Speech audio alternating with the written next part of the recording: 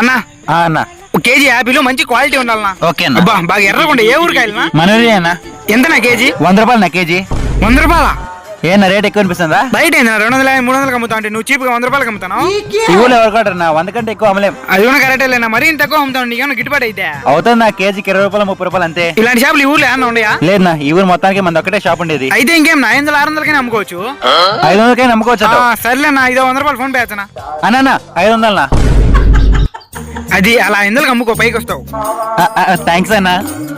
అన్నా అన్న ఒక కేజీ యాపిల్ 500 500 ఏందన్నా 500? నిన్న వచ్చి 100 రూపాయలు తీసుకోపోయినా కదా. అది నిన్నరా, ఈరోజు 500 తీసుకోలేదండి. వెళ్ళిపో. వద్దులేనా, నువ్వే పెట్టుకో. ఎంత దొంగనా కొడుకురా, నిన్న వచ్చిన 100 రూపాయలు చెప్పిండు, ఈ రోజు పోతే 500 చెప్తాడు. అన్నా ఒక కేజీ యాపిల్ ఎంతనా? 100 రూపాయలు తమ్ముడు, తీసుకో. ఒక్క షాపులో నిన్న తీసుకున్నాను 100 రూపాయలకి, ఇప్పుడు పోతే 500 అంటానన్న దొంగనా కొడుక. 500? తినే వస్తువులు కూడా ఇంత లాభాలు తీసుకున్నాను. ఏం మనుషులు ఏందో యాడ పెట్టుకుంటారో లెక్కంతా. సరే నువ్వు తీసుకో తమ్ముడు. చాలా పాపం.